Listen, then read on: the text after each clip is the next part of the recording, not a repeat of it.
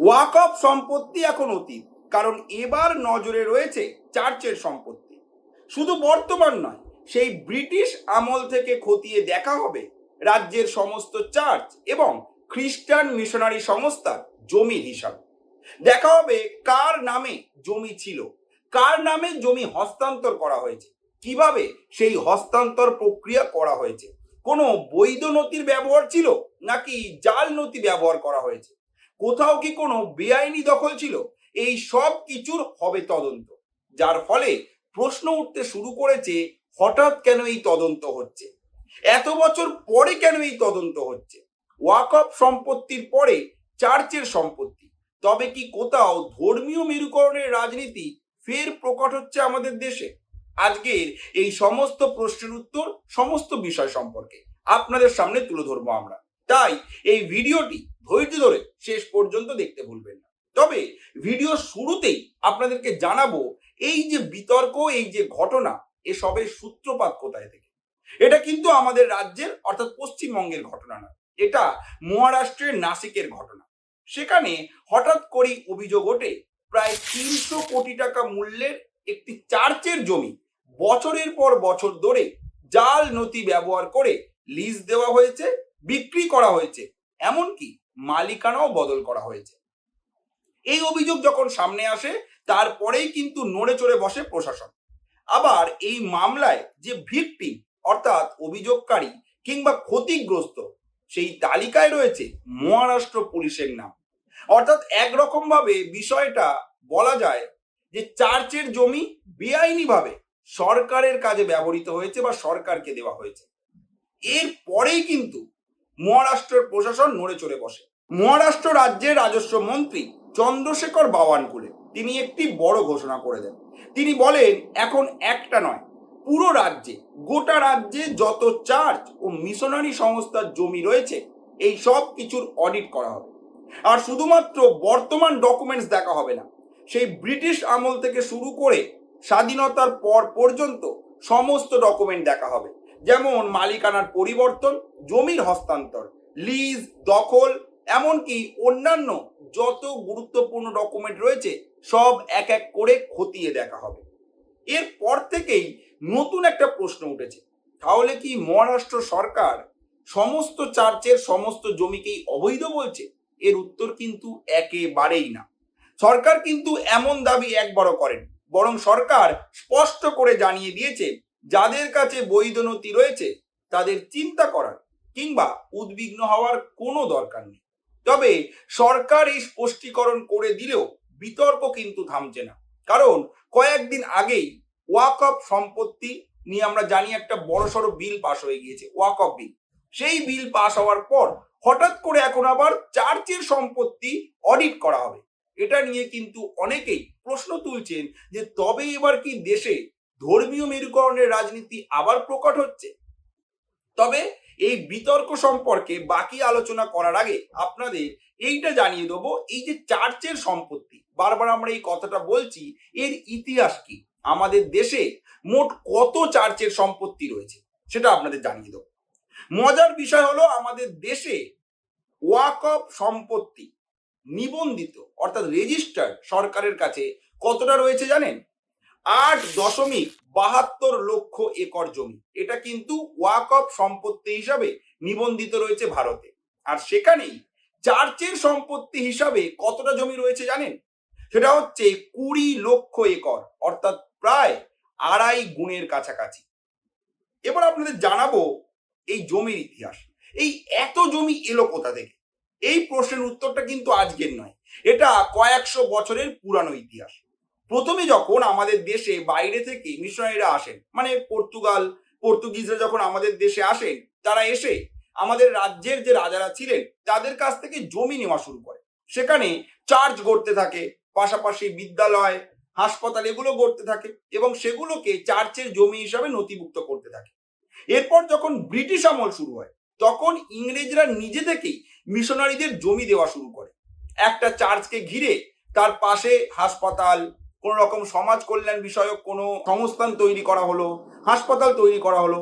এই রকম ভাবে একাধিক জমিকে চার্চের তরফ থেকে অ্যাকোয়ার করা হয়। তারপর ধীরে ধীরে চার্চের জমি কিন্তু এইভাবেই বাড়তে থাকে। একটা গুরুত্বপূর্ণ বিষয় এখানে রয়েছে। অনেকেই মনে করেন যে এই যে ওয়াকফ সম্পত্তি আমরা বলছি, অর্থাৎ সব জমি একটা বোর্ডের আন্ডারে, কিন্তু ভারতে সমস্ত চার্চের জমির মালিক কোনো একটা সংস্থা নয়। এখানেই কিন্তু একটা বড় বিষয় রয়েছে। ভারতের আইন অনুযায়ী প্রতিটি ডায়োসিস, প্রতিটি প্যারিশ, প্রতিটি ট্রাস্ট, প্রতিটি শিক্ষা প্রতিষ্ঠান, এমনকি প্রতিটি ধর্মীয় সংস্থা আলাদা আলাদা আইনি সত্তা। এখানে শিক্ষা প্রতিষ্ঠান বলতে মিশনারি যে স্কুলগুলো হয় সেগুলোকে বোঝানো হচ্ছে, এবং ধর্মীয় সংস্থান বলতে চার্চকে বোঝানো হচ্ছে। অর্থাৎ যেটা বলতে চাইছি আমরা, যে একটা চার্চের জমির সঙ্গে অন্য চার্চের কোনো আইনি সম্পর্ক নাও থাকতে পারে। প্রতিটি সম্পত্তির আলাদা দলিল, আলাদা ট্রাস্ট, আলাদা রেজিস্ট্রেশন থাকে। এই কারণেই আজ পর্যন্ত মহারাষ্ট্রে চার্চের মোট কত জমি রয়েছে তার কোনো সরকারি একেবারে নিখুঁত নির্ভুল কোনো হিসাব নেই। ভারত সরকারের কাছেও এমন কোনো কেন্দ্রীয় ডাটাবেস নেই। জাস্ট একটা পরিমাণ রয়েছে যে 20 লক্ষ একর। কিন্তু যেমনটা আমরা বললাম যে 8.72 লক্ষ একর নিবন্ধিত ওয়াকফ সম্পত্তি, আমরা কিন্তু চার্চের সম্পত্তির বেলায় এই নিবন্ধিত কথাটা ইউজ করতে পারছি না। তার একটাই কারণ হলো এগুলো কিন্তু সঠিকভাবে রেজিস্টার্ড নয় কোনো একটি সংস্থার নামে। কেউ পার্সোনাল জমিকেও চার্চের জমি হিসাবে দেখায়, কেউ আবার চার্চের জমিকে পার্সোনাল জমি হিসাবে দেখায়, যার ফলে কিন্তু নির্ভুল বা নিখুঁত কোনো তথ্য নেই। এটাই আমাদের বলার মূল বক্তব্য। তবে এবার আমরা চলে আসছি আবার আমাদের মূল বিষয়, যেটা এখন মহারাষ্ট্র সরকারের তরফ থেকে করা হচ্ছে। এই যে নির্ভুল তথ্যটাকে নিখুঁত করার জন্যই, নির্ভুল করার জন্যই এই ডেটাবেস কিন্তু তৈরি করার কাজ শুরু হয়েছে। আর এই তদন্তের জন্য এই যে অডিট করা হবে, এর জন্য যে বিভাগীয় কমিশনারদের নেতৃত্বে একটি বিশেষ কমিটি তৈরি করা হচ্ছে, তার মধ্যে রয়েছেন রেভিনিউ দপ্তরের আধিকারিক, সেটেলমেন্ট কমিশনারের প্রতিনিধি, পুলিশ এবং রেজিস্ট্রেশন দপ্তরের কর্মকর্তারা। অর্থাৎ একটা কথা পরিষ্কার, এটা কিন্তু শুধুমাত্র কোনো প্রশাসনিক কাগজপত্র দেখা নয়, প্রয়োজনে ফৌজদারি তদন্তও হতে পারে। অর্থাৎ সরকারের তরফ থেকে কিন্তু একটা বিষয় স্পষ্ট, সেটা হচ্ছে বৈধ মালিকানার ক্ষেত্রে সরকার কোনো ধরনের কোনো হস্তক্ষেপ করবে না। তবে বেআইনি কিছু হলে সেখানে কিন্তু আইনি ব্যবস্থা নেওয়া হবে, এমনটাই সরকারের অবস্থান। তারপর থেকে যদিও বিতর্ক থামছে না। অনেকের প্রশ্ন যে হিন্দুদের ধর্মীয় প্রতিষ্ঠান, মঠ, সেগুলোর যে সম্পত্তি তার কেন অডিট করা হচ্ছে না, সেগুলোর কোনো তদন্ত কেন হচ্ছে না। এখানে সরকারের দাবি, যেখানেই অনিয়ম পাওয়া যাবে সেখানেই অডিট করা হবে। আমরা জানি কয়েকদিন আগে রাম মন্দিরের যে ডোনেশন, সেখানে চুরি নিয়ে যে বিতর্ক সামনে এসেছিল, সেটা নিয়ে কিন্তু তদন্ত হচ্ছে, এবং সেই তদন্তে এখন হাইকোর্টও যুক্ত হয়েছে। এই মামলা এখন কোর্টে চলছে। যিনি ট্রাস্টের যিনি পদে ছিলেন তিনিও কিন্তু ইস্তফা দিয়ে দিয়েছেন, আমরা প্রত্যেকেই জানি। অর্থাৎ সরকারের যে বক্তব্য সেটা কিন্তু খুবই সাধারণ, সেটা হচ্ছে যেখানে বেনিয়ম দেখা যাবে, অর্থাৎ এখানে 300 কোটি চার্চের জমির কথা সামনে এসেছে এবং সরকার দেখতে পাচ্ছে যে কিছু কিছু জায়গায় প্রপার ডাটাবেস নেই, তাই কিন্তু এই তদন্ত এবং অডিট করা হচ্ছে। সরকারের বক্তব্য একদম সিম্পল। তবে এবার জানাবো চার্চ কি বক্তব্য সামনে রেখেছে।